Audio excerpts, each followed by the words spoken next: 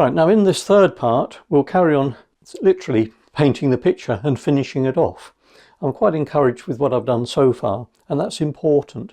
You do feel as if you want to have a sense that the picture may be successful, and you don't get despondent very early on, because that despondency will come through in painting.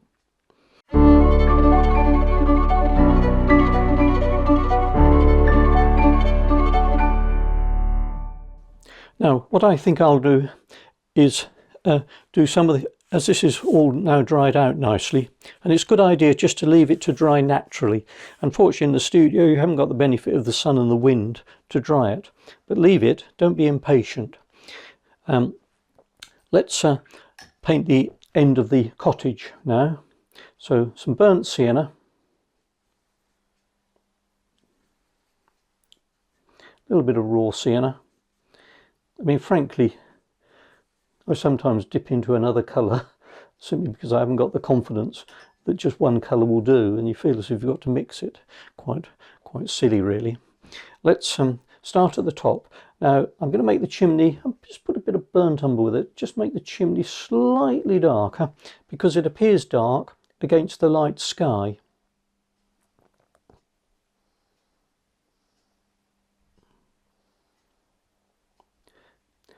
We come down and we just got to be careful to paint round these, if we can, paint round the tree branches that we put in first. It doesn't, I don't think it matters if there's a little bit of light on the edge of them. It doesn't have to be absolutely perfect. Put a bit of light red with that now, and a bit of raw sienna. And in fact, a little bit of light, particularly on the sunny side of these branches, will help indicate that's the direction of the sun. Now as we come down, we got the window here.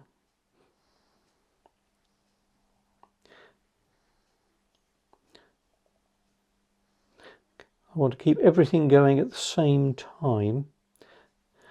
I'm going to darken this edge a bit here, so a bit more burnt umber, so just a tiny little bit of ultramarine perhaps, just to darken this edge, where because the face of the cottage will be gets the sun, and you'll see in my little tonal sketch that I shaded that edge slightly darker. Then it gets a bit lighter. Let's go back to just light red. We carry on down here.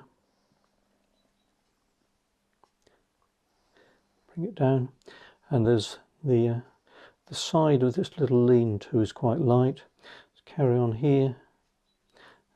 This is light. There's a white pole of some sort there. We just force that out. Paint round it. Far better to paint round things if you can than go in for gouache. They seem to look fresher. The white, untouched white paper looks a lot better. This cottage, this little lean-to has got some bricks there, and there's a shadow which we'll put in later, a car shadow.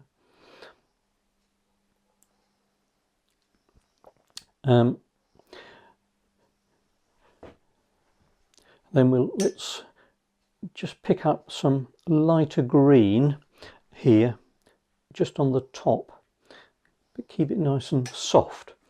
Now this is where watercolour dictates the pace you have to work.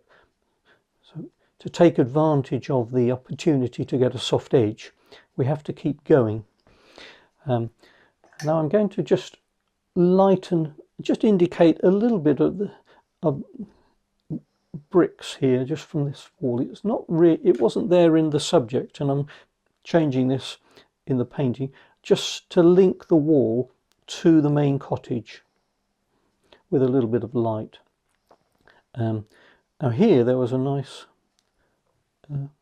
coloured quite autumny bush. Now some dark, burnt umber, a bit of ultramarine perhaps, quite stiff mixture just on the edge here.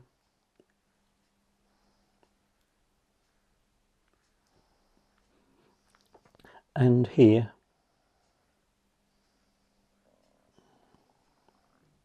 Got that. And we'll just, while that's going, do this other chimney stack. There was actually, I think, 2 chimneys further back here, but I simplified it to 1. And another thing I want to do is just preserve a little light strip down there where the slate roof was catching the sun.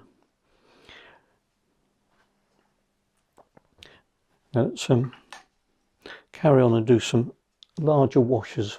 I fiddled about with that small brush enough, so I'm going to do some preparatory washes just down at the bottom here to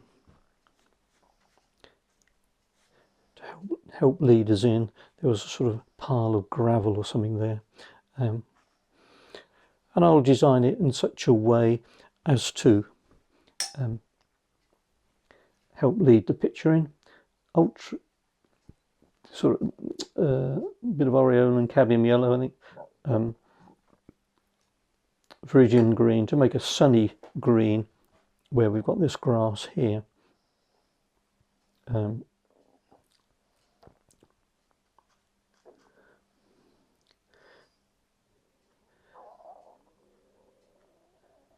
there's a picket fence there, which is very tempting.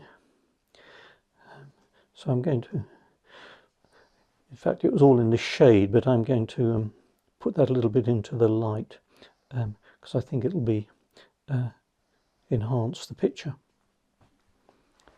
Again, I'm just going to take these drips up before they start to misbehave.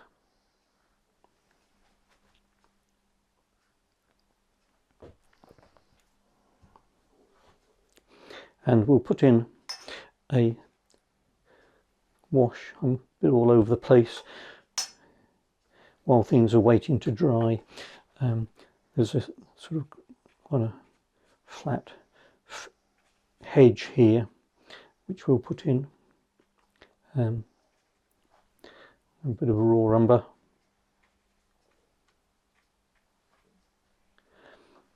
And it's quite dark on the other side of this fence, this brick wall. And then finally, well, let's sort of, there was a light fence here which we can put in and then just paint the picket fence. And notice I'm trying to force out the picket fence by fairly roughly actually, but by just painting in the negative areas.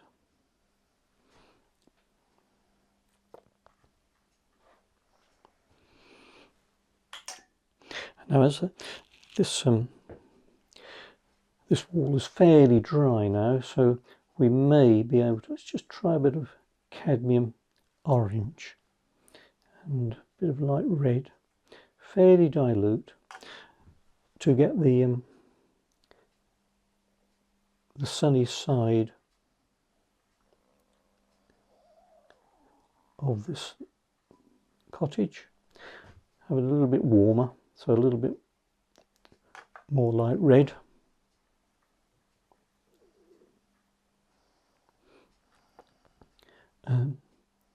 Just watch the perspective of the windows, which are quite light, catching the sun.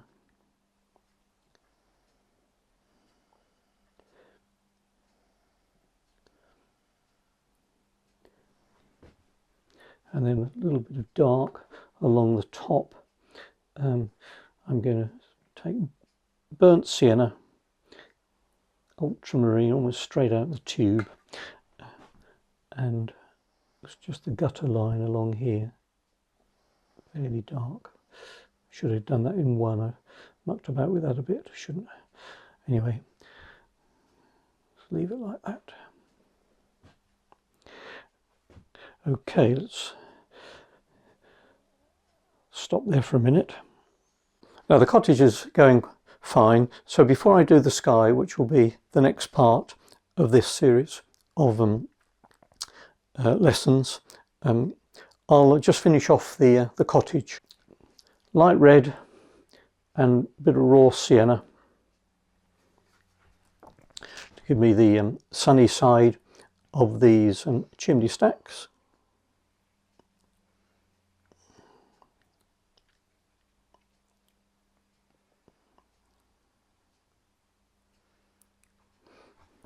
And a little bit of drawing on the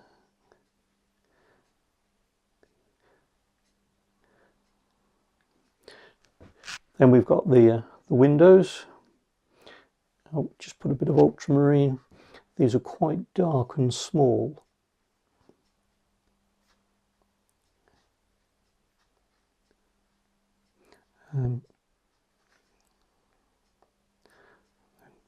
Paint around the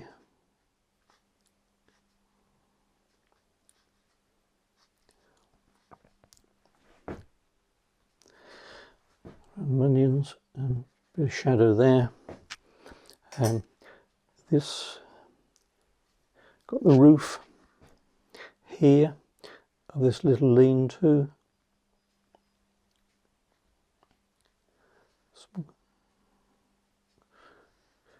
Now the Suffolk pan tiles have got some dark shadows which we'll put in once that's dry.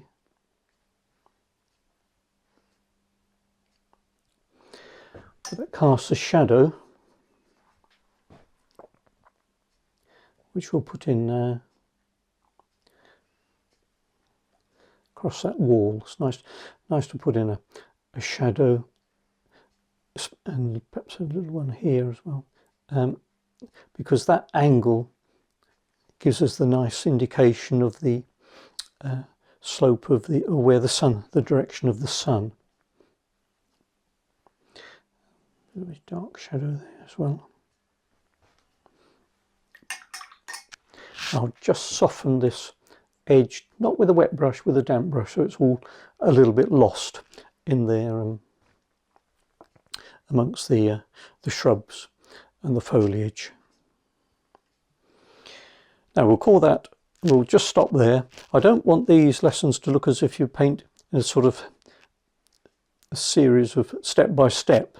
I go quite where I fancy, essentially, but I know in the next section what we'll do is set about doing the sky and doing some of this, and I'm looking forward to putting these darks in to really set up the wall. It's always nice to have an area that you're looking forward to doing.